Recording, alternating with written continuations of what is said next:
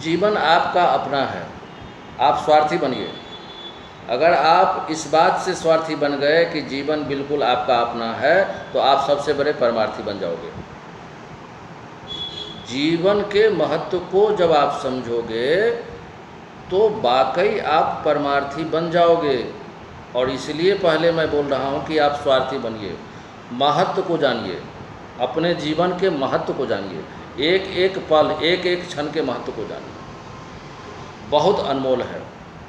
बहुत पश्चाताप होता है जब व्यक्ति अपने युवावस्था में सोया रह जाता है। एक पुरानी गीत है ना, लड़कपन खेल में खोया, जवानी नींद भर सोया, बुढ़ापा देख कर रोया, यही किस्सा पुरानी है, सजन रे झूठ मत बोलो, खुदा के पास जाना है। लड़कपन खेल में खोया। वाकई लड़कपन जो है, अगर 4 पार्ट में हम बांट दें जीवन को, तो बहुत बड़ा समय आनंद फानन में व्यतीत हो जाता है। हमें तो पता ही नहीं चल पाता है बहुत सारी बातों का। हम स्कूल कॉलेज में जाते हैं, डिग्रियां लेते हैं, लोगों से मिलते हैं, उलझते हैं, न जाने अनावश्यक काम में भी लगे रहते हैं। हमें पता ही नहीं रहता है कि ज़िंदगी का क्या उद्देश्य है। बहुत सारा बड़ा समय का part, 1/4 very important time, you know, that you just miss out. आपकी चेतना उस समय जागृत हुई नहीं होती है। ज़िंदगी के अनुभव से ही आप समझ पाते हैं कि भाई ज़िंदगी अब शुरू हुई। लोग कहता है कि आटे और चावल दाल की कीमत जब समझ में आएगी ना, तब पता चलेगा कि ज़िंदगी क्या होती है।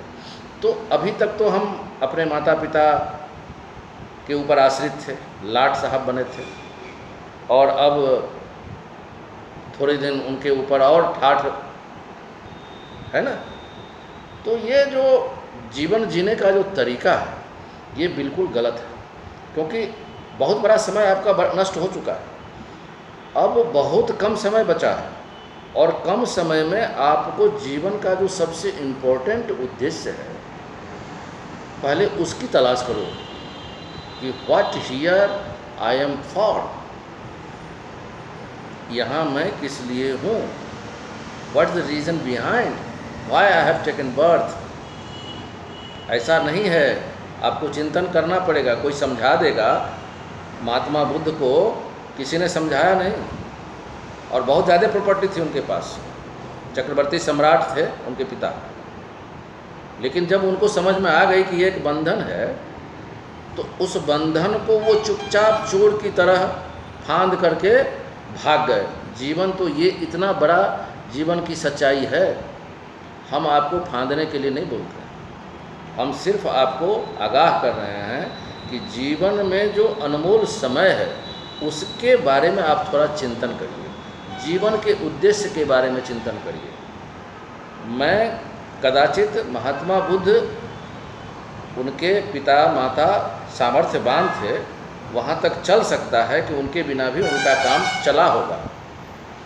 लेकिन मैं एक उदाहरण ये दिया कि व्यक्ति को खुद चिंतन करना होगा, और उसको देखना होगा कि हम अपने अनमोल समय का उपयोग कर रहे हैं या दुरुपयोग कर रहे हैं। आपको अपनी प्रायोरिटी सेट करनी होगी। यहाँ तो प्रायोरिटी सेट करने की बात तो तब आएगी जब आप जीवन के महत्व को समझ पाइएगा। पहले तो जीवन के महत्व को समझ लो। जीवन के महत्व को आप अपने चिंतन से ही समझ सकते हैं। अपने आप को आप उलूल जुलूल बातों में उलझा करके कब आपके पास समय रहेगा कि आप चिंतन कर सकें।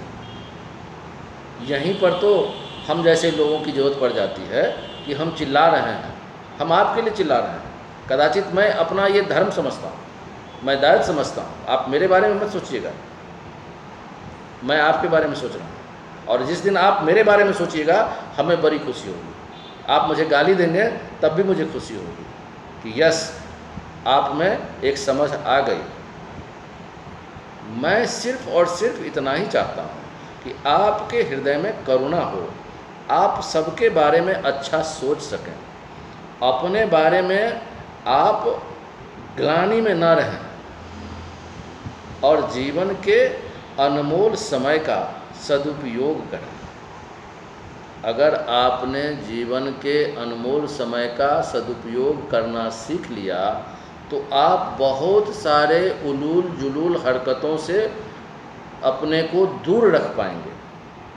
आज क्या हो रहा है? धर्म के नाम पर आतंकवाद हो रहा है। बताइए ये कौन सा धर्म है भाई? धर्म के नाम पर तो प्यार हो सकता है, दया हो सकती है, करुणा हो सकता है, परंतु लोग एक दूसरे के जान के पीछे पड़े हुए हैं। ये आप देख रहे हैं। अगर इसी को आप ज़िंदगी मानते हैं तो ये कब तक ये ज़िंदगी चलेगी? आपको, हमको, सबको मिल कर के सही समाज बनाने का प्रयास करना ही होगा, जहाँ लोगों को धर्म का ज्ञान हो, धर्म का बोध हो। बहुत ज़रूरी है।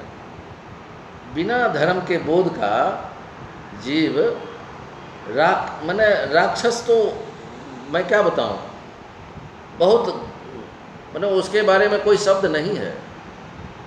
धर्महीन व्यक्ति महाराक्षस ही है, या उसके ऊपर आप दया ही कर सकते हैं। तो धर्म को कैसे लोग समझेगा? इस्लाम से, हिंदुत्व से, या सिखिज्म से, बुद्धिज्म से, क्रिश्चियनिटी से? डू यू थिंक कि ये लोग धर्म है? ये सब गुट है, गुट ग्रुप एसोसिएशन। इसके पीछे राजनीति है।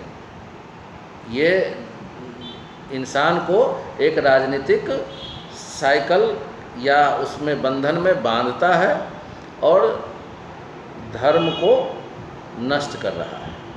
इससे समाज में हिंसा फैलेगा और यही हो रहा है।